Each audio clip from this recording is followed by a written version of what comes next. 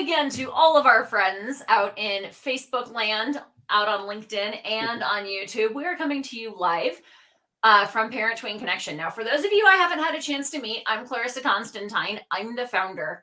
And our mission here is to connect parents largely, but also grandparents, aunts, uncles, mentors of kids between the ages of 10 and 20 to each other for moral support, number one, but also to professionals like Scott Feld, who's with us tonight, because sometimes moral support isn't enough. And sometimes we need other people who've been there and done that and who have more knowledge about interacting with our teens on a broad spectrum, maybe, than we do. And I am thrilled to have Scott Feld with us. So first of all, Scott, thank you for being with me.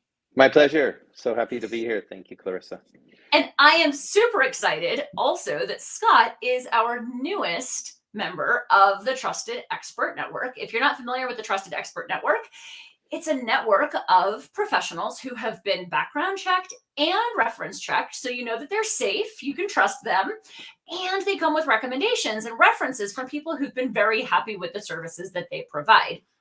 And so Scott is the founder of a company called MindZenMotion. And I'm going to ask you to give us a little bit of the backstory here before we get into our topic about how to help your tween gain more power and confidence. But before we do that, I want to mention to folks that if you are in our Facebook group, I do have it open on my other monitor, and you can check in live with us and ask questions if you'd like as we go. Awesome.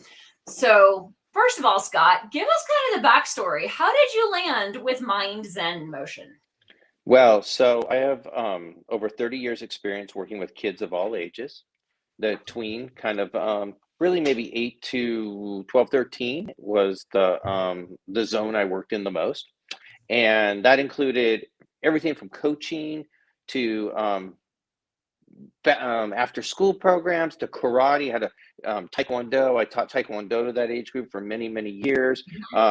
Swim instructor, everything, right? So I really got to know kids and how to work with them and how to talk to them and speak their language. And, you know, I'm a parent as well, and I can have them do stuff that I can't have my own kid do, right? Because, and that's a big part of what you just said too. Like, even if you have the knowledge, it's your own kid. Same with me, right? You know, my kid gets it, but doesn't get everything. So, my husband was a sports performance coach for a long time, and he worked with the offspring of NFL Hall of Fame players. Because they were like, I'm dad, he ain't going to listen to me. So yeah, it's true. In situations like being not mom or not dad has its advantages. You're exactly right. So, okay, so you got that history. Yeah. And then so the latest thing I did for the last 25 years is I started and ran my own entertainment company. I'm in San Diego, California. Company called Extreme Fun, very popular. Did all these interactive, very unique games. I created everything about it, every game, trained staff to do it. At one point, about 15 years ago, I thought, man, the party shouldn't end at like 5 p.m. So I decided I was a DJ and started a DJ company and became, and still am, you know, one of the most popular kids interactive DJs. I DJ at Legoland, I DJ for the San Diego Padres, I DJ all over. Not to, you know, just give a little credibility, right? Well, yeah, and but so that helps anchor your experience as we go into growing power and confidence. So that's awesome. Carry on. Yeah, absolutely. So, you know, prior to the pandemic, you know, so this is 2023, early 2023. So I don't know when somebody's watching this, but prior to the pandemic that we had 3 years ago, I had an idea because I have always just been fascinated, even, you know, obsessed with how the mind works. You know, how are successful people successful? Why are some quote unquote, successful people still not happy? Why are some people who are what we would deem not successful so happy, like big smiles on their faces? Like, what's the deal? How does all of this work? Because, you know, for me, I always said I had a great childhood on the surface. I was given almost everything I wanted to get. However, I looked externally for my happiness from, you know, as kids do and teenagers do, for my approvals, which is always a moving target, you know, and, you know, I changed my hair color and pierced things and, you know, and then the next week I was like, you know, hanging with the jocks and, you know, it just was like, where do I belong? Who am I? And it's not a bad thing, but there was no inner power behind it. It was all about them and it, right? And so that makes sense to me. Yeah.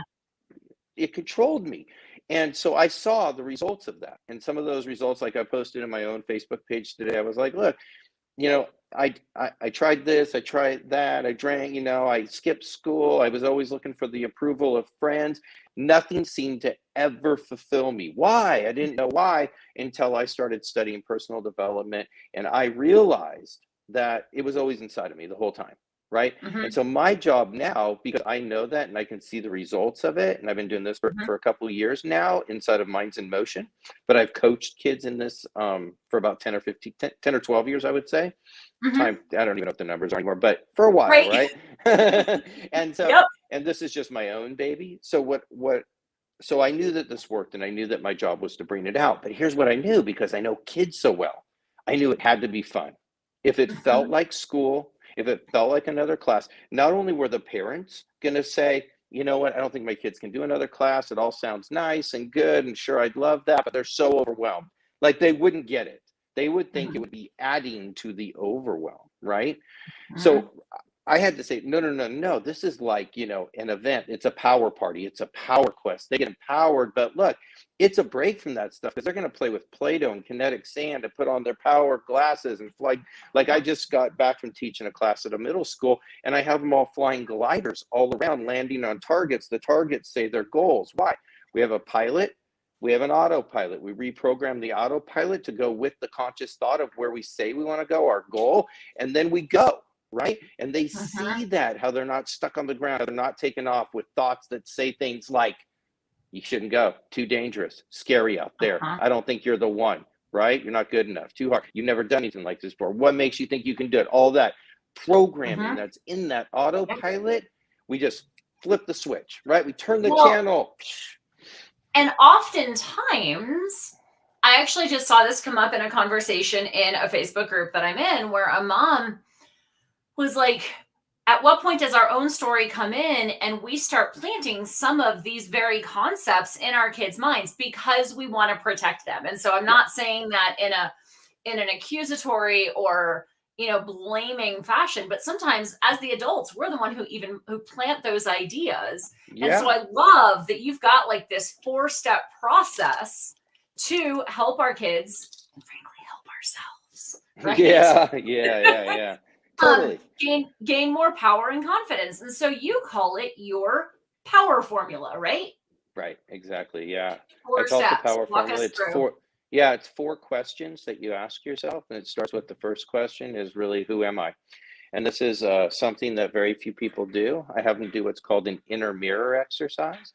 The inner mirror exercise is where, instead of just looking and saying, this is my hair color, this is my skin color, my eye color, which is often all those physical things that we have, this is the only thing we use to compare ourselves and relate to our worlds, right? I'm good enough looking, like my body's this way, right? So that's how we're taught. Like you said, go back to your parents. I mean, that's a lot of how we're taught and that's how we're raised. That's how our friends showed us, right? That's how our friends showed us we were accepted.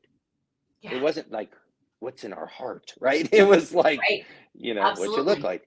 And so a lot of kids and everybody's kind of raised around that, and then it stops there, right? It never goes deeper into the surface. So there's many ways for kids to look at their insides, but I want to simplify it. I've always been taught, and it makes so much sense, people take a course or a quest like what I have, or a class, whatever it is, not because they want to take the course. I'm very clear on that. They want the result that the course promises. And so I don't want to take them on a zigzaggy tour where they have to study and like learn all these things in order to get to the top. I want it to be as straight as possible, right? And so that's my son Dax right there making his appearance. He can't hear us because I have the earphones in, but he might hang out with me a little bit. And we can talk a little bit about how Dax is involved in this, and how he has his own book called Dax to the Max, because it was important to me to make sure that kids his age also got in touch with their inner superpowers, is what we call them, which we'll That's touch on. awesome. I love it. So he'll listen in here. So what we do is, instead of going to like, what are your beliefs? What are your values? Right? It's a little deeper stuff. We just talk about characteristic traits. We talk about the positive. We talk about the negative. And I have a sheet that I got, permission to use, and it was from like a teacher's organization. And basically it's like the generally positive characteristic traits and the negative. So what I have the kids do is they look at the inner mirror, is I have them circle all the ones that they see themselves as. So they're starting to look inside. Oh, okay, I think I'm fearless. Yeah, that sounds pretty good. Funny, yeah, that's a good one. Polite, yeah. Lazy, maybe, right? And there's positives and negative ones, and I have them circle them. And then I have them like asterisk, star, like the top 5, and then write down the top 1 on both sides, right? And then I leave them with that for a moment. We just stop there. We hold on to. They've had a look at who they are, right? Little inner mirror. So now these are some of the characteristics that I see myself that I have. And then we go to the second question. The second question is, what do I want? Like goals, right? So when I was a kid, even as a young adult, it was like, what are your goals? And I'm like, well, I'd like to have a car and maybe some money and, or, which is all fine and dandy, but those are often results of accomplishing something bigger, right? Sure. Something Absolutely fulfilling. they are.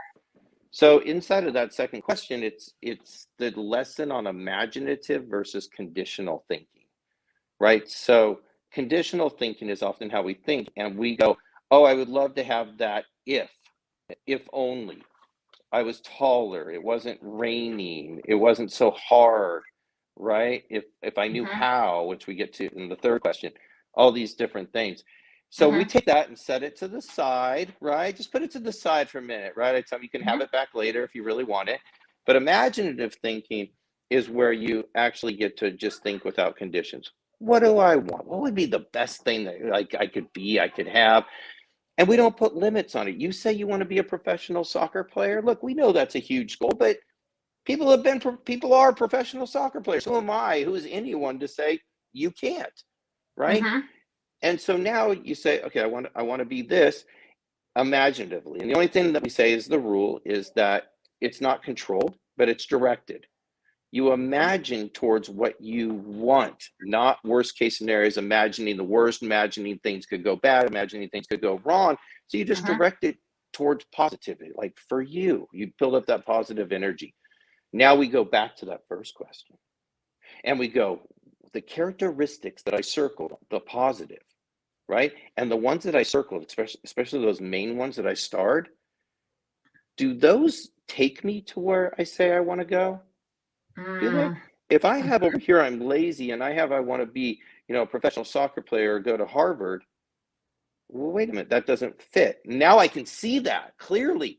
Well, when I can see that clearly, guess what I have? I have a choice. And guess what a choice is? Power.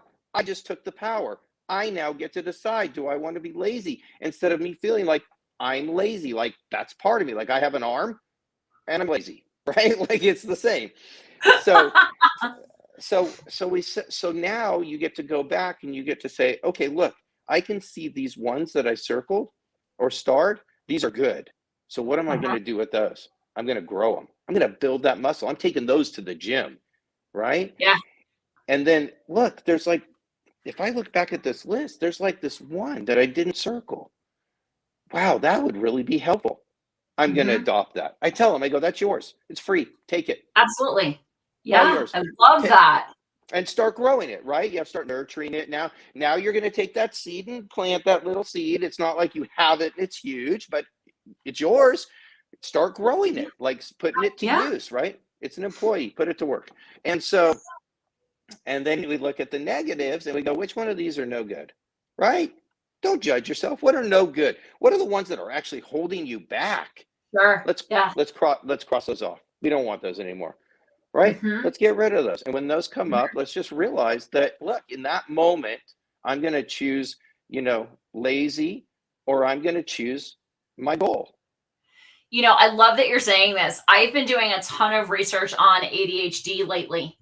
And one of the professionals that we had last week join us for the roundtable is an ADHD specialist. And she was giving some insights about just support mechanisms for kids who procrastinate.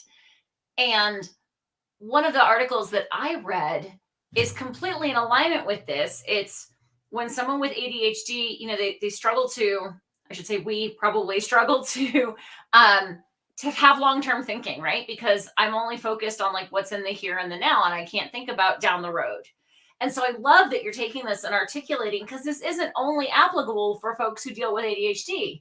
It's what would future me say about the decision that I'm making right now. And I've actually been using that in the last like week. Whether I have ADHD or not is irrespective, but that thought process has been transformational. And so you're Mm, doing that very thing here, right. but it's not just a generic future me. It's future me the soccer player, future me the Harvard student, future me the astronaut, future me Yeah. the police officer, future me the neurosurgeon, future me the plumber, right? Like wherever they want to go and what they want That's to do, right. if they can think about something of what the future me looks like, then they can compare today's decisions against what future me would Yeah. do.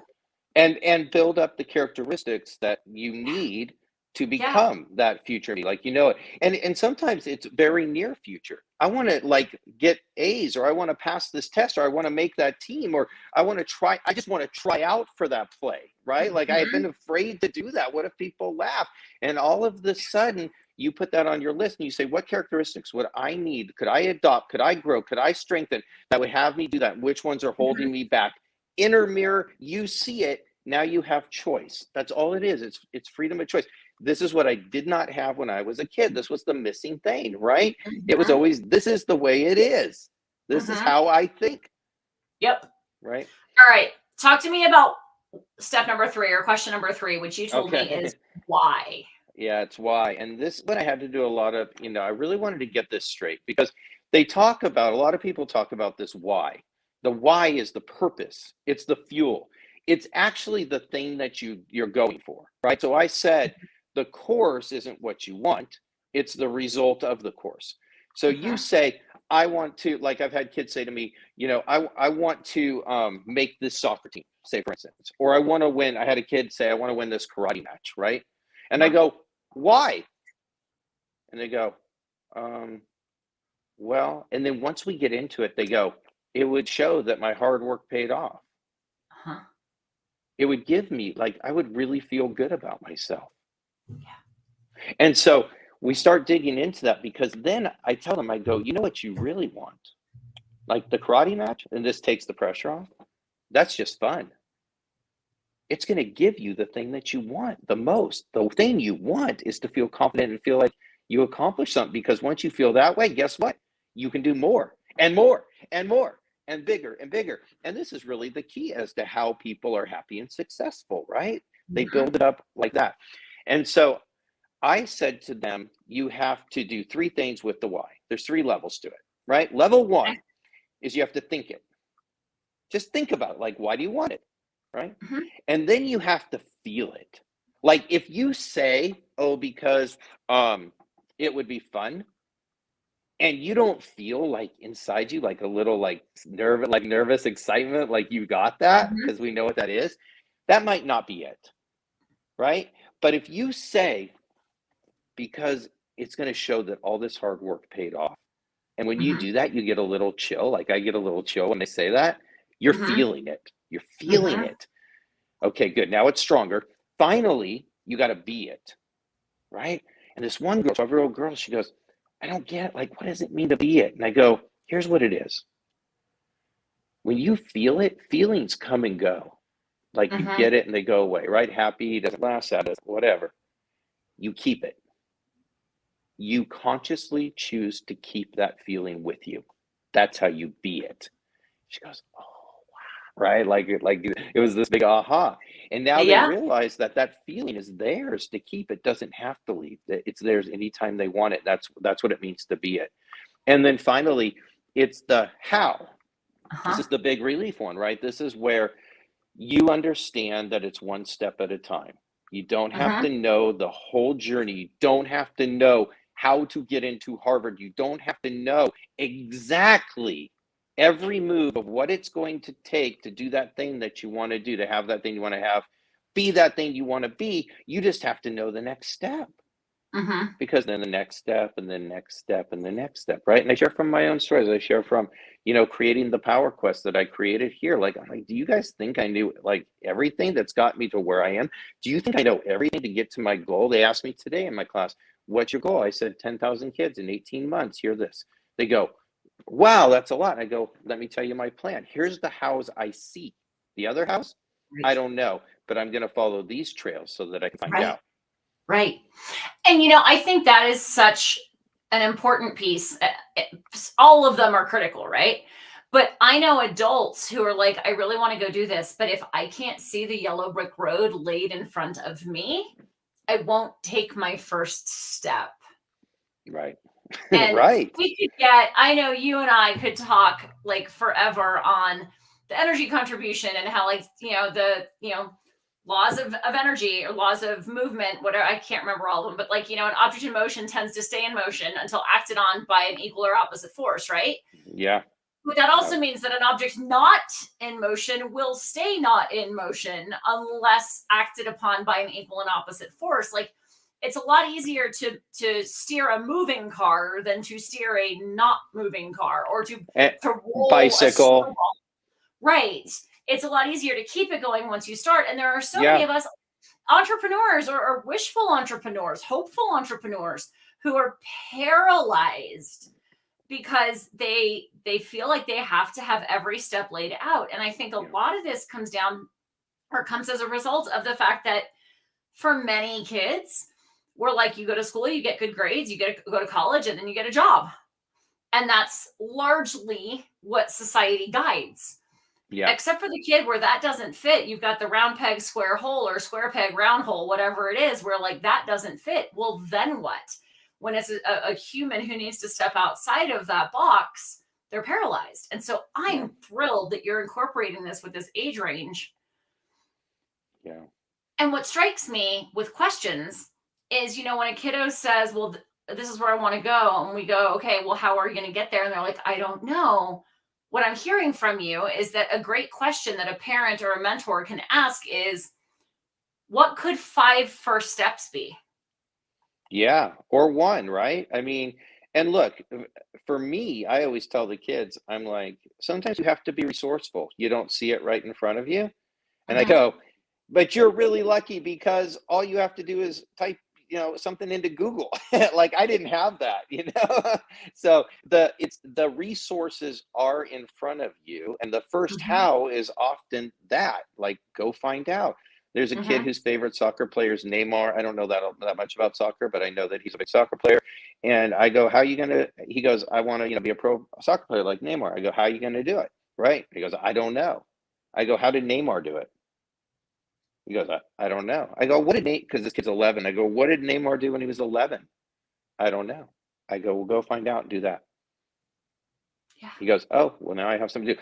That kid asked me that last week. I just realized this. And he's, 11-year-old kid, and he's always been kind of like a, little bit of attitude and like, why am I here type stuff, right? He was so attentive today. Like, I just realized how attentive that kid was today. Like, just those little things where you speak their language and they get something that they can use changes everything for them. It goes from super like wish, I don't actually believe, because I share with them, I go, there's one ingredient that's very important inside of this, like creating from imagination. You have to believe that you can do it. You have to believe it. And I share like Walt Disney's quote, if you can think it, you can have it, or you can do it. Something like that, right? When he talks about imagination.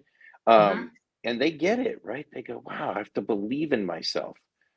And I told you that this has to be fun with toys, right? So when we talk about imagination, we use Play-Doh, right? Why? Why Play-Doh, Clarissa? Because look at this. I could think whatever I want this to be, right? I can imagine this. And then once I start going, how am I going to do that? Like I say, I want this to be a ball, right? And I think from experience, from memory, well, I've seen balls before, even if I've never done that here before, I don't have to know how to make Play-Doh a ball. All I have to do is go, I know balls are round, and I start forming my ball. And pretty soon I'm on the journey of making a ball. I'm on the journey of achieving my goal, right? And the more I do it, right, maybe I'm going to add some eyes to it. And I go, you know what? This would be a cool face.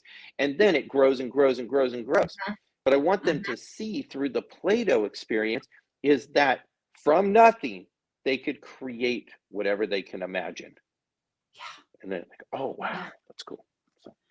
And that's so simple. And yet by the time they get to that middle school, like late elementary, middle school age, largely they're not playing with as much Play-Doh, or not as frequently. They're not doing as much in the creative realm. Oftentimes, like sports will take over, or a focus on academics will take over, or music or such.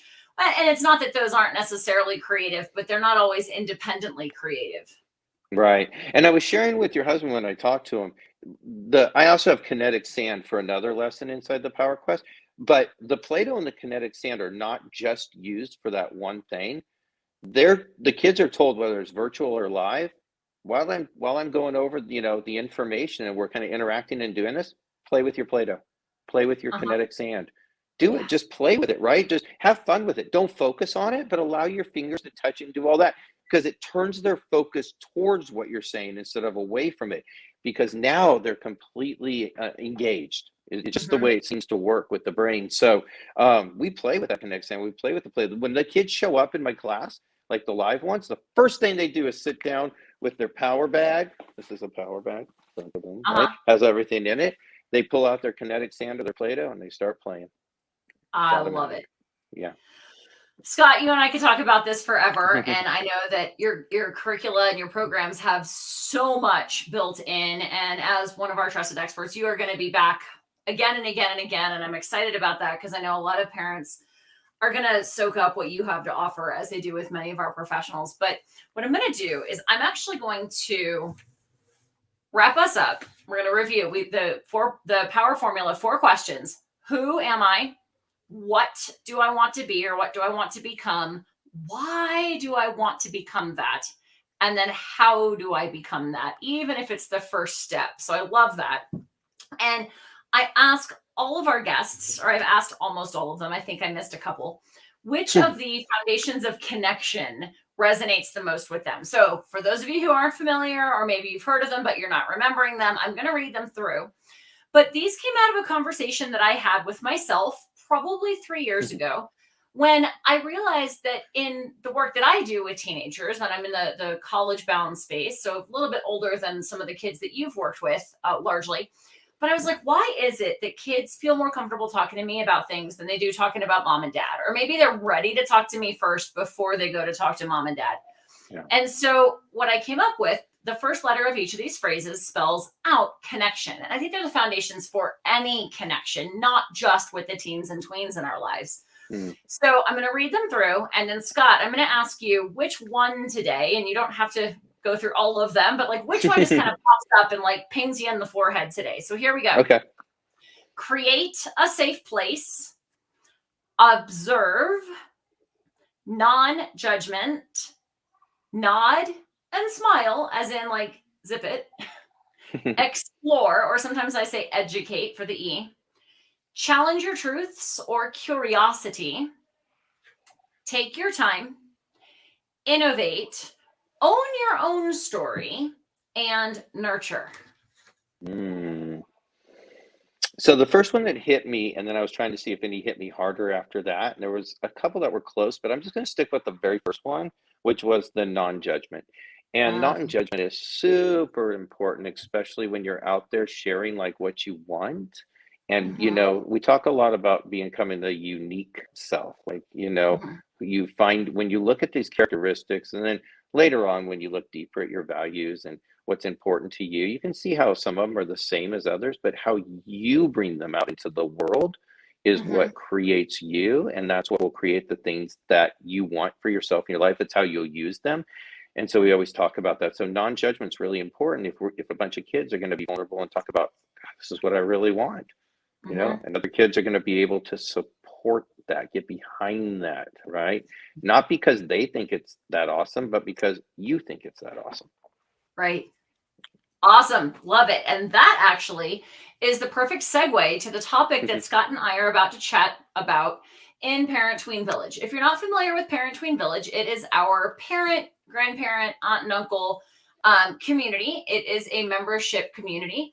And one of the perks of membership is that you get extra exclusive insights from many, if not all, of our roundtable guests and the podcast guests that we've had over the years. So it's just more insight from folks who can help you help your kids more. So we're going to be talking about the difference between approval and support.